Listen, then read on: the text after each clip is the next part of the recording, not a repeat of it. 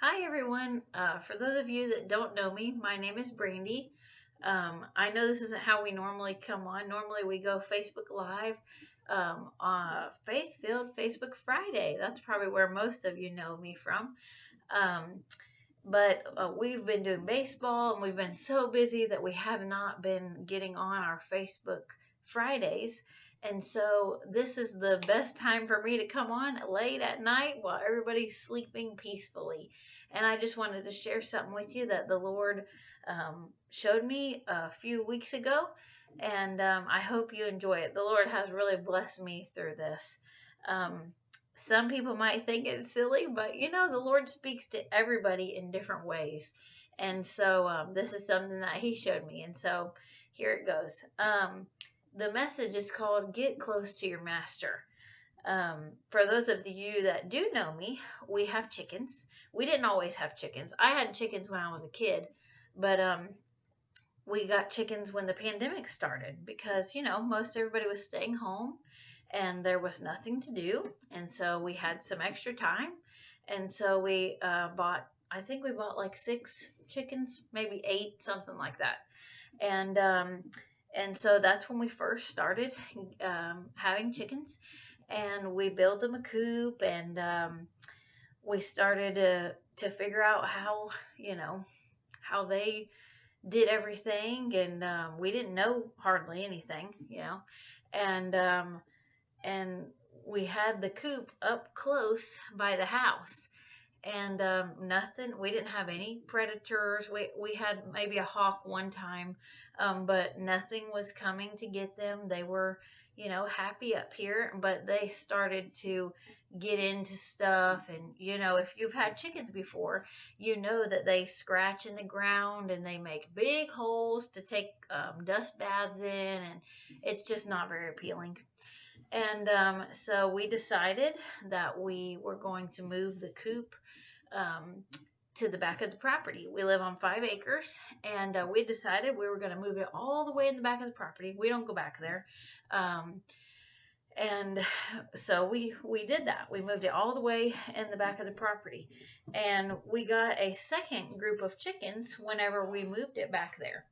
Now, when we moved it back there, the first group of chickens, when we would let them out, they would automatically come back to their old home. They would come right back up to the front of the property, which I hated because the whole purpose of moving them was to get them away so that they weren't, tearing stuff up. And but now the second group of chickens, they wouldn't come up here. They would stay back there all by themselves all day long. Well, we live next to a piece of property, I don't know, 6 or 10 acres, something like that. It's a big piece of land. Nothing is on it.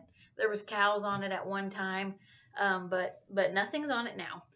And apparently, there's foxes that live over there, and so um, the foxes would come and prey on those chickens that were out there. Now, the ones that would come all the way up to the house, the first group of chickens, the foxes, they wouldn't mess with those chickens. They would mess with the ones that stayed out there all day alone, away from the house. And in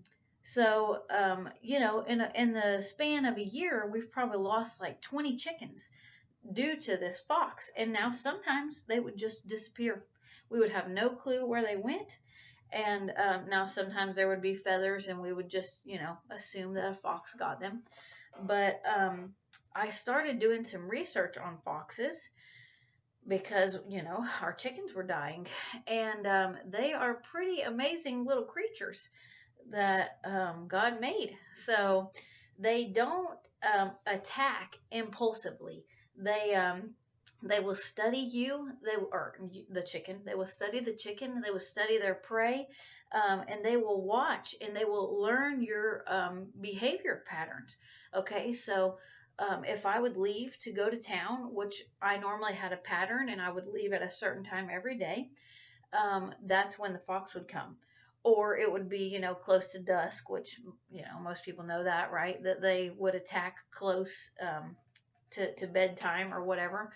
And that's always when the fox would come, when we were still, nobody was out moving around. Um, but we had chickens for a long time before the fox ever attacked. I'm gonna say like 9 months or something like that.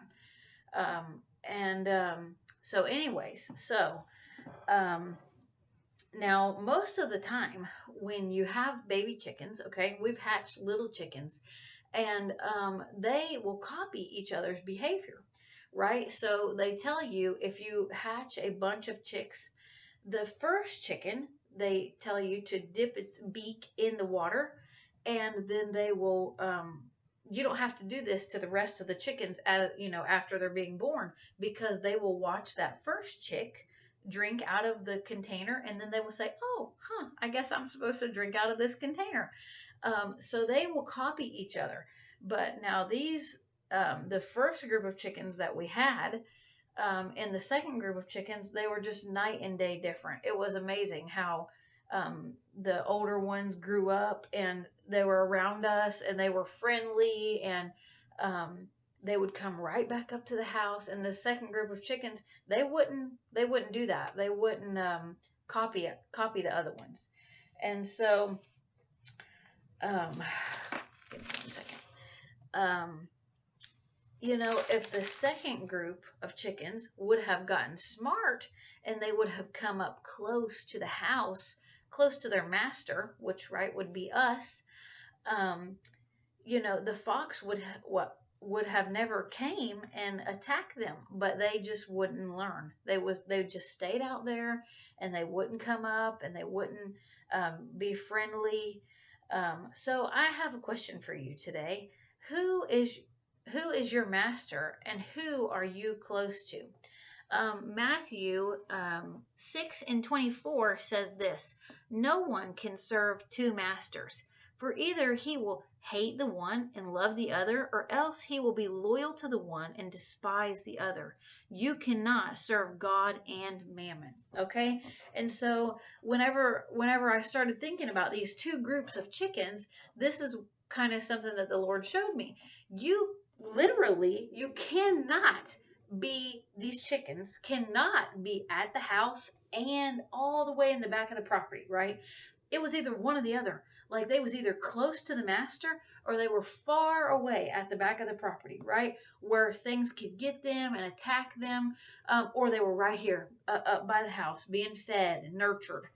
um, um, let's look at Hebrews 13:7 next. And that says, "Remember those who rule over you, who have spoken the word of God to you, whose faith follow, considering the outcome of their conduct." Okay, and we're going to look at 1 Corinthians 11:1. And that says, "Imitate me, just as I also imitate Christ." Okay, so like I said, the second group of chickens had a hard time following the first group of chickens, which is what they should do. So I tell you today, who are you imitating or allowing to influence you? Okay, our pastor actually just preached a little bit on this Sunday. Find an older person and get around them, because they have wisdom that we as a younger generation do not have. When we're going to talk about the chickens now. Um, that first group of chickens was much older than the second group of chickens, and they had lots of wisdom to know where to go to not get attacked, to not get eaten. And that's the same with you in your spiritual walk. There's places that you shouldn't go, and you don't know yet because you don't have that wisdom instilled in you. So get around somebody that can instill that wisdom into you.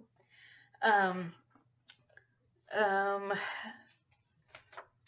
um, we had a Sunday school teacher that used to tell us this: garbage in, garbage out. And that applies to this as well. Whatever you're around is going to come out of you, okay? Now, I could get those second group of chickens up close to me, right? All I would have to do is feed them. If I could, but they wouldn't stay. They would never stay. It was like they were trained to be out far away, and that's what they would do. Um, but Christ is the one that feeds us, right? And so we need to be close to him, being fed by Jesus Christ. Um, um, the fox would not attack whenever the chickens were up close beside us.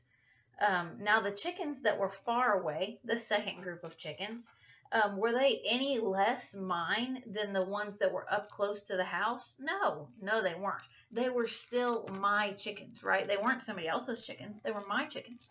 But were they were just far away from their master, okay? And they weren't as wise as the older ones. So today I tell you to just pay attention to your elders. They have wisdom that we do not have. Um, let's look at 1 Peter 5 through 8. And that says, likewise, you younger people, submit yourselves to your elders. Yes, all of you, be submissive to one another, and be clothed with humility, for God resists the proud, but gives grace to the humble. Therefore, humble yourselves under the mighty hand of God, that he may exalt you in due time, casting all your care upon him, for he cares for you. Be sober. And in my Bible, I have some little notes I've taken. Sober in this instance means clear-headed or self-controlled. Be vigilant. That means keep watch. Be on guard. Um, I have an example of a military man. They never rest, and the enemy never gets in. But as soon as he rests, the enemy attacks. Okay, so that's where, whenever I took this note, that's where my mind went. But now you can use it in the instance of a fox, right? Um, if you do not be on guard, if you do not be vigilant, um, like we're talking about here, that's when the enemy will attack. Okay, so let's start verse 8 over again. Be sober, be vigilant, because your adversary, the devil, walks about like a roaring lion, seeking whom he may devour. Okay, so we always need to stay on guard. And one way you can do that is by being around the elderly people. Be around somebody who's in the Word of God, a lot of times. And then I have one more account I'm going to share with you. Okay, and it's Luke chapter 13, and I'm just going to read a few of the verses. And it says, Luke 13:22 through 27. And it says this, and he went through the cities and villages, teaching and journeying toward Jerusalem. And then one said to him, Lord, are there few who are saved? And he said to them, strive to enter through the narrow gate. For many, I say to you, will seek to enter and will not be able. When once the master of the house has risen up and shut the door, and you begin to stand outside and knock at the door, saying, Lord, Lord, open for us, and he will answer and say to you, I do not know you, where you are from. And then you will begin to say, we ate and we drank in your presence, and you taught in our streets. But he will say, I tell you, I do not know you. Where you are from, depart from me, all you workers of iniquity. Okay, so let's go back to verse 25. When once the master of the house has risen up and shut the door, and you begin to stand outside and knock. So that is a very, when I think about a home and the distance between the door and just the distance between outside the door and inside the door, that is a short distance, okay? But we want to make sure that we are on the inside of that door. Don't let that door get shut and us be outside knocking. And when he answered the door, he said, Lord, Lord, open for us. And he will answer and say to you, I do not know you, where you are from.